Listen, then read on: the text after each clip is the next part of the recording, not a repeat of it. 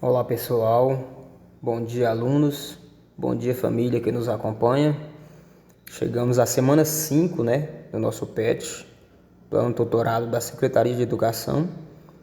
E essa semana a gente vai estudar, o tema e representações para o átomo, tema que a gente já foi abordado anteriormente em outras semanas, mas vai ser aprofundado na semana 5. Constituição da matéria na visão microscópica, conteúdo relacionado aí. Representação para o átomo. Então, caro estudante, no PET volume 1, juntamente com o seu professor, foi possível fazer a identificação dos modelos que descrevem a estrutura da matéria e reconhecer a sua evolução histórica. Neste momento, vamos aprofundar no estudo das partículas atômicas. Então, no PET 1, gente, nós vimos lá a evolução dos modelos atômicos, Dalton, Thomson, Bohr, Então, agora a gente vai ver mais um pouquinho do estudo das partículas atômicas lá. O número atômico, Os elétrons, os prótons e os nêutrons, número de massa. Vamos relembrar isso aí. Então, estima-se que o átomo de hidrogênio tenha diâmetro de aproximadamente 0,00000001 milímetro. Será que você tem noção do quanto essa dimensão é pequena? Então, assim, dá para imaginar, só para a gente ter zeros, e o 1 lá no finalzinho, que esse número é um número bastante pequeno, Então, para ajudar nessa percepção, imagine o planeta Terra reduzido até ficar do tamanho de uma bola de bilhar. A bola de bilhar é uma bola de sinuca, E se essa bola de bilhar encolhesse na mesma proporção em que o planeta, ela ainda ficaria com um diâmetro 2 vezes maior que o diâmetro do átomo de hidrogênio. Então imagina para você ver uma bola de bilhar em relação ao diâmetro do planeta, Para você ver que esse átomo aí é bem minúsculo, É um tamanho assim bem pequeno mesmo. Então aqui é o seguinte, nessas próximas aulas aí a gente vai mergulhar nesse universo aí microscópico do átomo. Em 1913, ao realizar a experiência de bombardeamento de vários elementos químicos com raio-x, Moseley percebeu que o comportamento de cada elemento químico estaria relacionado com a quantidade de cargas positivas existente no núcleo. Assim, a carga do núcleo ou seu número de prótons é a grandeza característica de cada elemento químico, sendo este número denominado número atômico. Então, o número atômico é representado pela letra Z, é o número que vai indicar a quantidade de prótons existente no núcleo de um átomo. Então, Z representa aí o número de prótons. Como os átomos são sistemas eletricamente neutros, o número de prótons é igual ao número de elétrons. Vejamos alguns exemplos. Então aqui nós temos o átomo do cloro, e do sódio. O número atômico do cloro é 17. Então esse número de prótons vai ser igual a 17 e o número de elétrons também é igual a 17. No sódio o número atômico é 11. Então o número de prótons também vai ser 11 e o número de elétrons vai ser 11. E isso no átomo neutro, viu gente? Então no átomo neutro Z é igual a P, que é igual a E. É a sigla aí. Z é o número de prótons, O número atômico é igual ao número de prótons, que é igual ao número de elétrons. Então, o número de massa é a soma do número de prótons com o número de nêutrons, representado pela letra N, presente no núcleo do átomo. Então, para a gente encontrar o valor do número da massa, se caso não for dado, ou o número do nêutrons, um dos três, a gente pode utilizar essa regra aqui, número de massa é igual a prótons mais nêutrons. Como tanto o número de prótons quanto o número de nêutrons são inteiros, o número de massa sempre será um número inteiro. Então, não vai ter meio não, viu? Então, por exemplo, lá prótons é 19,5. Então, isso não vai existir não. Então, tanto o número de prótons como o número de massa e o número de nêutrons vai ser o número aí inteiro. O número de massa, na verdade, é o que determina a massa do átomo, pois os elétrons são partículas com massa desprezível. não tendo influência significativa na massa dos átomos. Então aí praticamente essa massa aí dos elétrons é praticamente desprezível, devido a ser uma massa bem pequena mesmo. Então aqui nós temos aqui o átomo do cálcio e do cloro. O cálcio, o número atômico é igual a 20, então o número de prótons também vai ser igual a 20, né? Então na realidade, quando eu somo aqui a massa do prótons, vai ser P mais N, né? Então na realidade, como não foi dado o número de N, basta você passar o 20, que é o valor do prótons, então vai ficar A menos P é igual a N. Então, encontrando aqui o número de N igual a 20. No do cloro da mesma forma. Então o cloro tem 17 prótons, né? E o número atômico é 17. Então, número de massa é 35. Então, quanto que vai ser o nêutron? Então, basta fazer o número da massa menos o número do prótons. Então, N é igual a A menos P. Então, vai dar 35 menos 17, que vai dar 18. O valor do nêutrons do átomo do cloro. Elemento químico. Então, a definição é o conjunto formado por átomos de um mesmo elemento atômico, número atômico.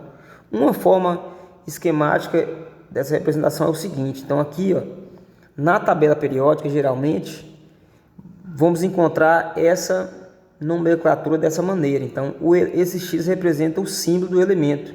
Então, na parte de cima vai vir, que é o número maior, é o número de massa, e na parte de baixo vai ser o número atômico. Às vezes, esse número de massa e número atômico eles vão ficar em lados opostos, mas sempre o número de massa vai ficar na parte de cima e o número atômico na parte de baixo, viu? Então, os átomos apresentam a capacidade de ganhar ou perder elétrons, formando novos sistemas elétricos carregados denominados íons. Os átomos, ao ganhar ou perder elétrons, originam dois tipos de íons. Então, aí é o seguinte, quando um átomo ele ganha elétrons, ele vai ficar com a carga, no caso, negativa a mais, ele forma aí um ânion. E quando ele perde elétrons, ele vai ficar com mais prótons, então vai ficar com carga positiva a mais, e ele vai se transformar em um cátion, viu? Então, ânion, carga negativa a mais, cátion, carga positiva a mais no átomo. Então, ele perdeu o elétron e ele forma um cátion. Então, aqui tem o símbolo das partículas aqui, ó. Os isótopos são elementos que vão ter aí o número atômico igual, né? O número atômico dos isótopos são iguais, né? O número de prótons são iguais e o número de elétrons são iguais, porque Z é igual a P, que é igual a E. Dos isóbaros, então lembra do B, esse B, então isóbaros eles vão ter apenas o número de massa que vai ser igual. E já os isótopos aí, ó, isótonos, que está errado aqui no PET seria isótonos, o último aqui, ó, seria apenas o número de nêutrons igual, beleza? Então, esse último nome aqui que está isótopos é isótonos, viu? Que vão ter aí o número de nêutrons iguais. Modelo atômico de Rutherford-Bohr. Então, de acordo com a evolução dos modelos atômicos, gente, quando Rutherford formulou o seu modelo, Bohr em 1913, né, esse Rutherford tinha lançado esse modelo atômico e Bohr apenas aprimorou algumas situações que tinha no modelo de Rutherford, né? Então, Planck foi um dos também que participou dessa adaptação desse modelo, né? Max Planck. Então, ele teve essa participação. Então, ele já havia admitido a hipótese de que a energia não seria emitida de modo contínuo, mas em pacote, em etapas, né? Então, a cada pacote de energia foi dado o nome de quanto. Então, essa energia, esse pacote de energia foi dado o nome de quanto. Um quanto de energia seria cada pacote aí, né, emitido por cada átomo. Então, de acordo com esse modelo formulado, Bohr citou ele criou um postulado, né? Então, de acordo com a sua especificação desse modelo já adaptado, né? Então, de acordo com Bohr aí, os elétrons se movem ao redor do núcleo em um número limitado de órbitas bem definidas, que são denominadas órbitas estacionárias, né? Então, são as camadas lá, KL, M, N, O, P, Q, né? Essas órbitas. Movendo-se em uma órbita estacionária, o elétron não emite energia e nem absorve. Isso se ele ficar em apenas uma órbita, viu, gente? Então, às vezes tem essa dúvida aí, mas se ele pode movimentar, ele está lá na órbita M, ele pode movimentar na órbita M, sim, sem perder e nem ganhar energia. Se ele for mudar ou para órbita anterior, uma órbita mais externa, aí sim ele vai ter que ganhar ou perder energia. Então, ao saltar de uma órbita estacionária para outra, o elétron emite ou absorve uma quantidade bem definida de energia chamada de quanto, né? Então, eu acabei de falar, se ele for mudar de uma órbita para outra, ele vai ter que emitir essa energia aí e vai receber o nome aí de quanto. Então, essas órbitas foram denominadas níveis de energia, hoje são chamadas aí das 7 camadas que eu acabei de falar, né? Posteriormente, Sommerfeld percebeu que em 1916, através de estudos dos aspectos descontínuos, que os níveis de energia estariam divididos em regiões ainda menores, por ele denominadas subníveis de energia. Então, esses subníveis de energia, né, foi criado aí, adaptado por Sommerfeld em 1916, e de acordo com esses subníveis aí, no caso foi dado aí 4 subníveis, S, P, D e F, né? Então, eles em ordem crescente é dessa maneira, né? O maior vai ser o F, né? E o menor vai ser o S. O S aí vai comportar apenas 2 elétrons, né? O P vai comportar 6 elétrons, o D vai comportar 10 e o F vai comportar aí 14 elétrons. Então, os elétrons de um meio subnível contêm a mesma quantidade de energia e os elétrons que distribuem pela atmosfera ocupando o subnível de energia, né, no caso disponível. Então, se precisar passar para outros subníveis, é de acordo com o número atômico aí de cada elemento químico. Então, existe um gráfico que nos permite indicar todos os subníveis de energia conhecidos em ordem crescente, né? E o gráfico das diagonais, denominado diagrama de Linus-Pauling. Então, esse diagrama é um diagrama bastante conhecido aí. Então, ele vai aí da camada K até a camada Q aí, né? Então, são as 7 camadas. E a camada K, como só suporta 2 elétrons, ela vai ter apenas o subnível S, né? A camada L, como ela suporta lá até... ela vai ter 2 subníveis, tanto o S quanto o P. Então, no caso aí vai ser 8, né? 8 elétrons ao todos. E na camada M, né, vai ser o SP e o D, né? 2 na S, 6 na P e 10 na D, 18 elétrons. Na camada N, já vai aí até a camada que vai ter até o subnível F, né? Vai suportar aí essa quantidade de elétrons suficiente. A N e a O é a mesma quantidade. Aí reduz novamente, né, para 18 e depois para 8 elétrons a camada Q aí.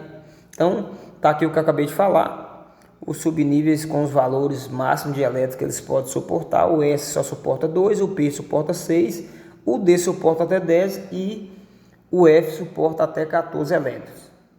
Então, esse diagrama é chamado diagrama de Linus-Pauling. Então, vamos para a atividade dessa semana 5. Então, a primeira atividade pede para você marcar dentre as opções qual dessas opções não faz parte do modelo atômico de Dalton. Então, relembra lá que o modelo de Dalton é o modelo da bola de bilhar, né? Era um modelo primeiro, de acordo com Dalton, ela era indivisível, era indestrutível. Então, lá no início da evolução dos modelos atômicos. Então, basta você olhar aqui, você já vai identificar uma situação que não é de lá do modelo de Dalton, né? Então, vou marcar que não pertence ao modelo atômico de Dalton. Na número 2, aqui foi um fato, né? A questão das luzes que emitem, né? Foi descoberto isso aí através do modelo atômico também, essa emissão de luz. Então, aqui pede para você ver qual desses modelos explica, né, essa questão dessas lâmpadas, da lâmpada de sódio, né? Então, basta você lembrar da evolução, né? Evolução do modelo atômico, você vai ver qual é a que está mais evoluída, que chegou nesse ponto, né, das emissões das luzes, né? Muito tranquilo essa aí. A número 3 representa aqui o átomo do carbono 14, um dos átomos do carbono, dos isótopos do carbono. E vocês lembram que o número que está na parte de cima é o número de massa, o número que está embaixo é o número atômico, né? Então pede para você identificar qual é o número de prótons, nêutrons e elétrons nessa sequência. Prótons, nêutrons e elétrons. Lembrando que nêutrons é igual a A menos P, viu gente? Para encontrar o valor de nêutrons, faz A igual a menos P. Lembra que Z é igual a P, que é igual a E. Então essa aqui também está muito tranquila. Número 4. Então foi dado aí que um átomo tem 22 elétrons e 26 nêutrons. Está querendo saber seu número atômico e o número de massa. Então lembra que Z é igual a P, que é igual a E. E o número de massa, basta você somar P mais N, né? Muito tranquilo também.